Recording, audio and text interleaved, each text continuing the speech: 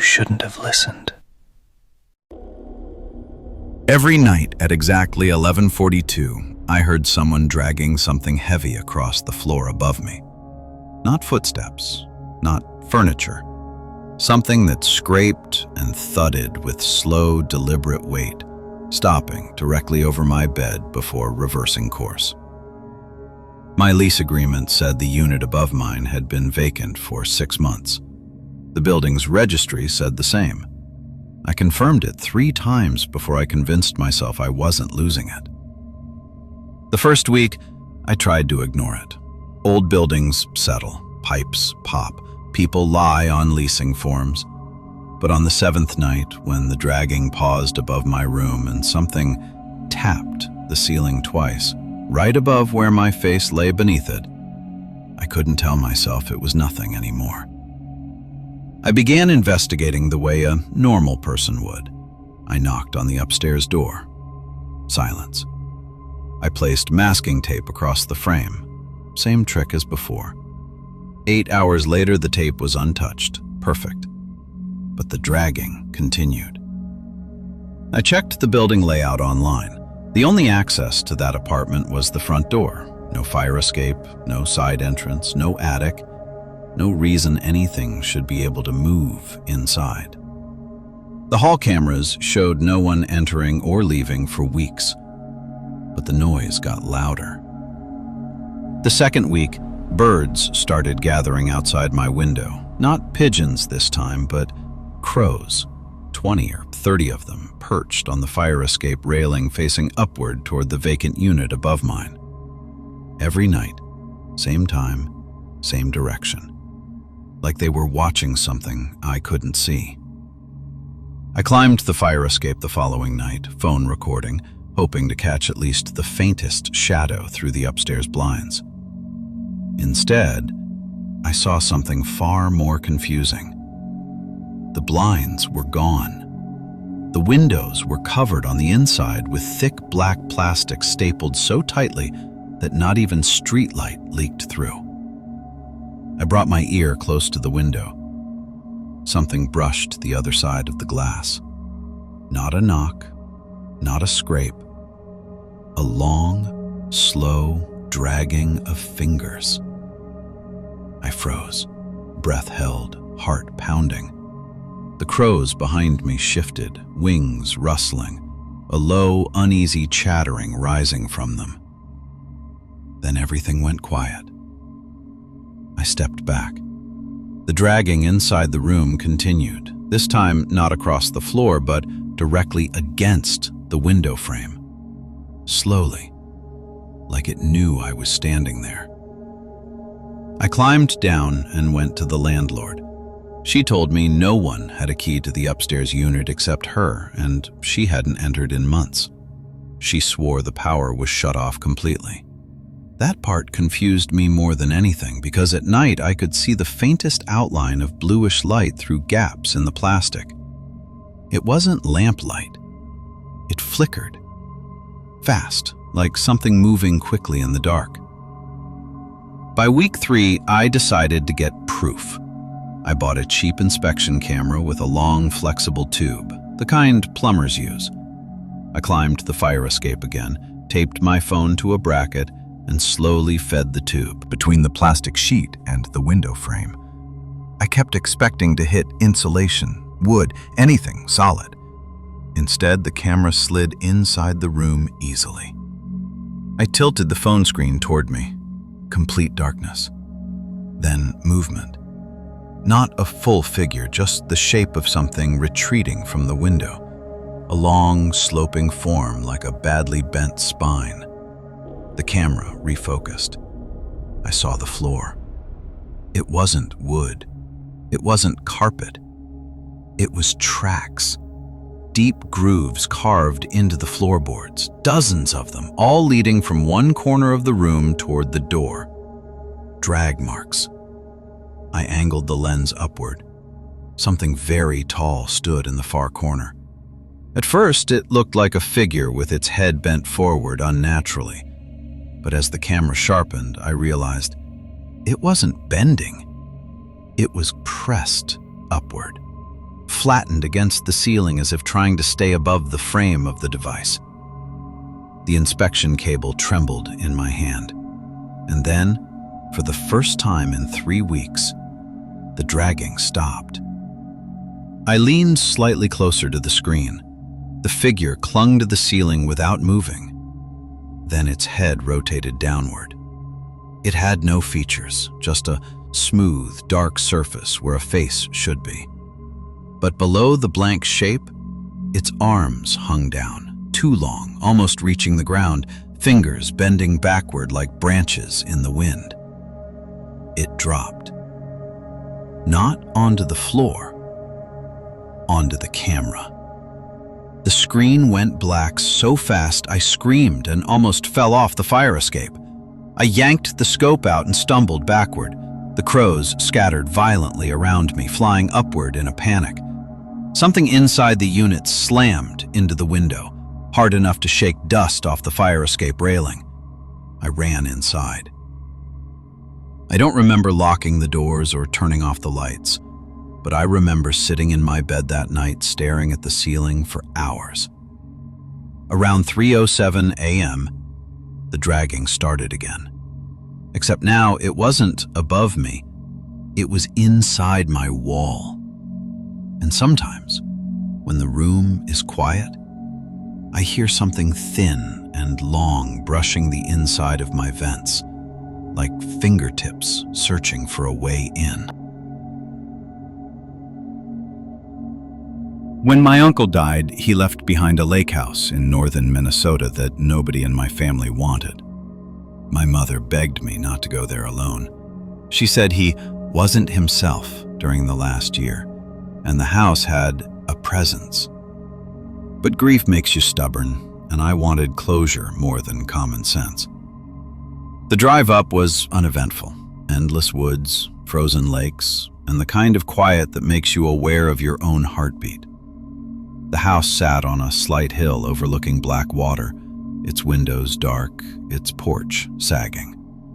I parked, walked up the steps, and knocked out of habit. That's when something answered. Not with a voice, with a knock back. 3 slow taps from inside the house. I froze, keys still in hand. There shouldn't have been anyone in there. No caretaker, no tenants, no wildlife that could mimic that sound so perfectly. I opened the door. The interior was colder than the outside air, like I'd stepped into a freezer. My breath fogged instantly. The living room was exactly as it looked in the photos. Old recliner, wood stove, walls lined with bookshelves.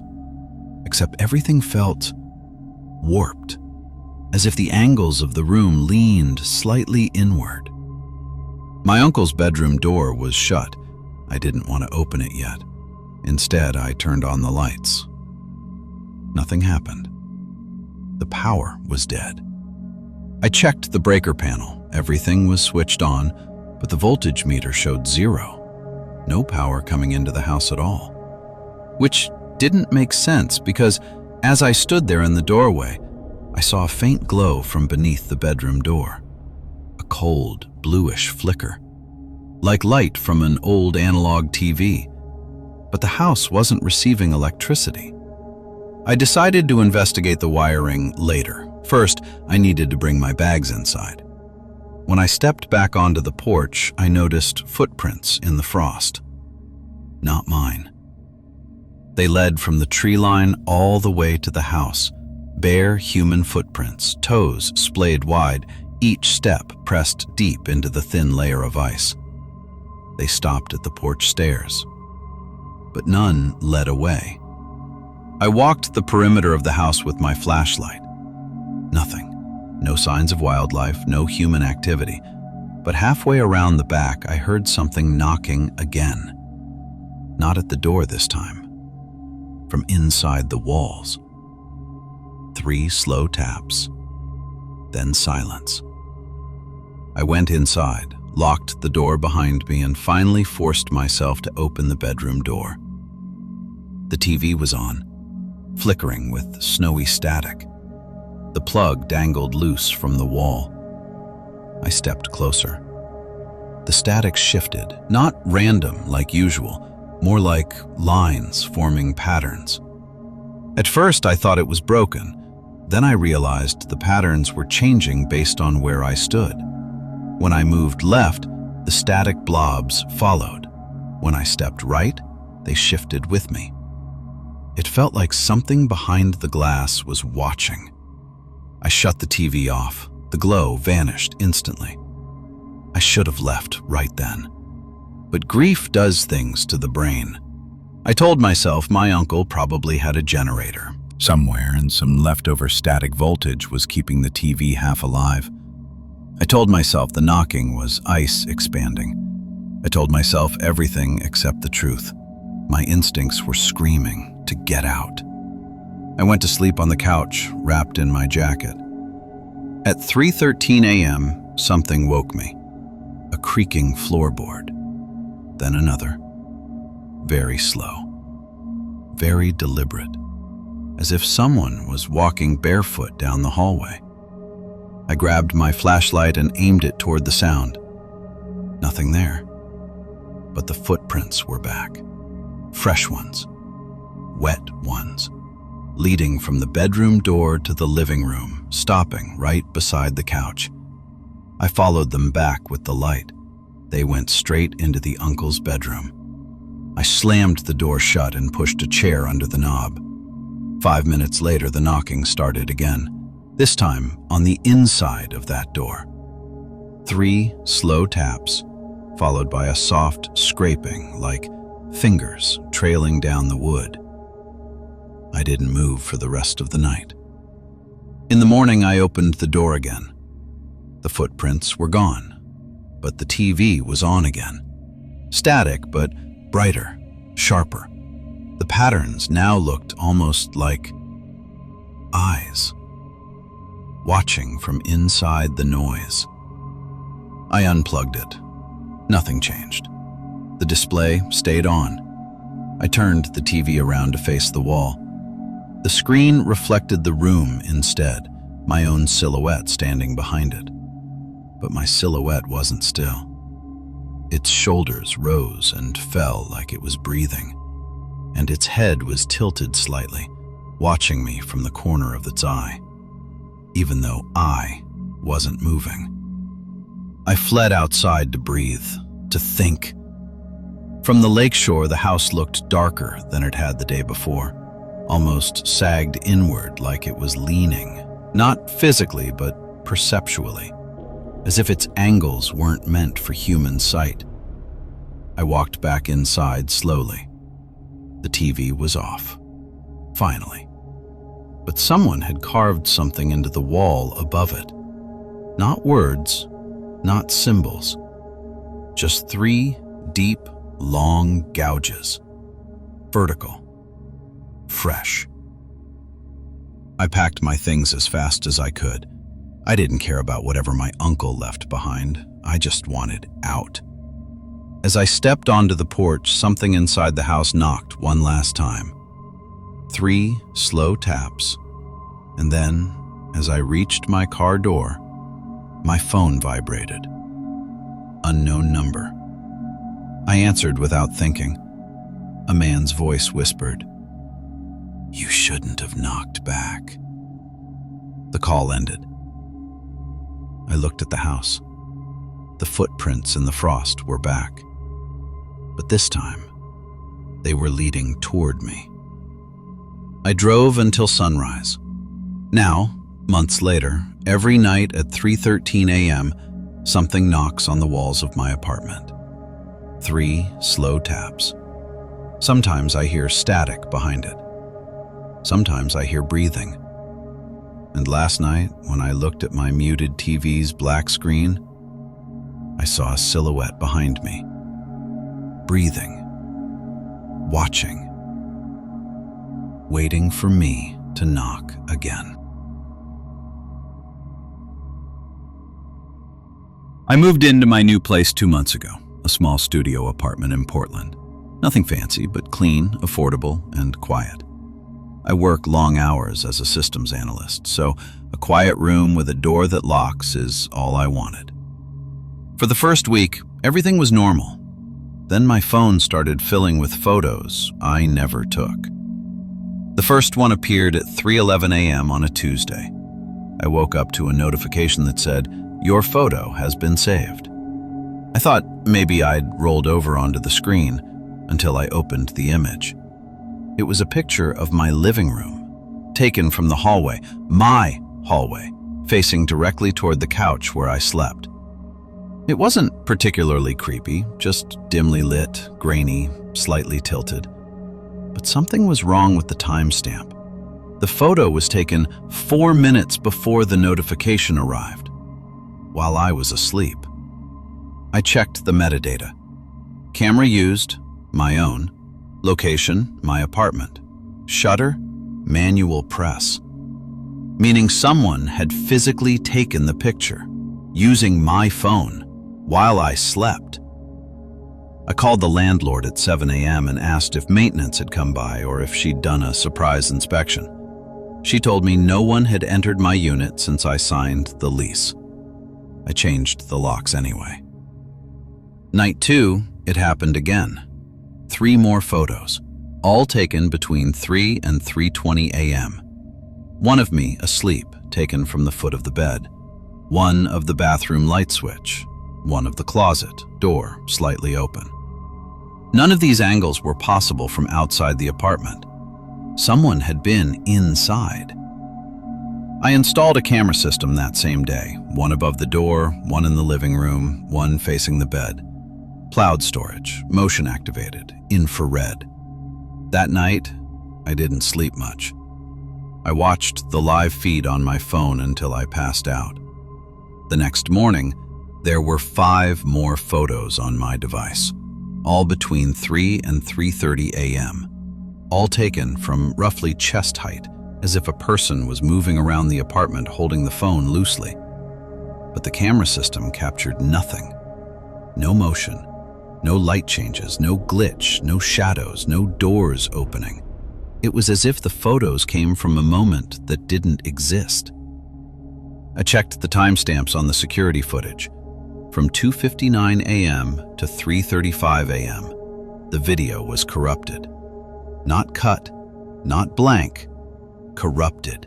Static, flickers, audio lag, frames looping, like something had interfered with the signal in real time. I called customer support for the camera company and they told me, signal interruptions can occur if there's strong electromagnetic interference. I asked, from what?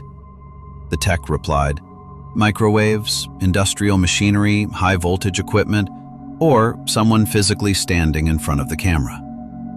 Someone, physically, standing in front of my cameras, but invisible to the video feed. Night 4, the photos changed. They were closer. One was taken inches from my face. I could see my eyelids, the pores on my nose, the hair on my cheek. Another was taken from above me, looking down, as if someone tall was bending over the bed. A third was taken from inside my closet. Inside. I stared at that photo the longest, because behind my hanging shirts, something was visible. Not fully, just a sliver. A shoulder, a bit of jawline, an ear, gray, textured skin, like someone was pressed flat against the wall, pulling away from it just enough for the camera to catch an outline. I shoved my dresser in front of the closet door, pushed towels under the gap, and slept with the lights on. Night 5, I didn't get photos. I got video. A single 3-second clip saved to my phone at 3:08 a.m. I don't remember recording it. I don't remember unlocking my phone. I don't remember sitting up. But in the video, I am awake, sitting upright, eyes open, staring directly into the camera. Behind me, barely in the frame, something stands in the corner. A tall figure, blurred, rigid. its head tilted sharply, like it was trying to look over my shoulder. I dropped the phone when I saw it. The moment it hit the floor, my bedroom closet door creaked. Not fully, just an inch. And the towels I had wedged under it were pushed outward from the inside. I moved out that morning. I didn't pack a thing. But the day after I left, the landlord called, confused, saying I'd left my phone charger plugged in. I told her to throw it away. She sent a picture of it to confirm. I opened the message. It wasn't a picture of the charger. It was a picture of me, standing in my old living room, taken at 3:12 a.m. the night before. My phone was in my hand. My eyes were open. My face was expressionless. And behind me, that same figure. Closer now. Head bent sideways again, one arm stretched almost to the floor, fingers too long, too thin, reaching toward my shoulder. I blocked the landlord's number and changed my phone entirely. New device, new carrier, new plan. The first night with the new phone, nothing happened. The second night, a new notification appeared. Your photo has been saved. It was a picture of my new apartment entryway, taken from inside, from my hallway. And at the far end of the picture, where the shadows pooled darkest, something tall stood there. Tilted head, long arms, gray skin, motionless, watching. And now, it knows where I live.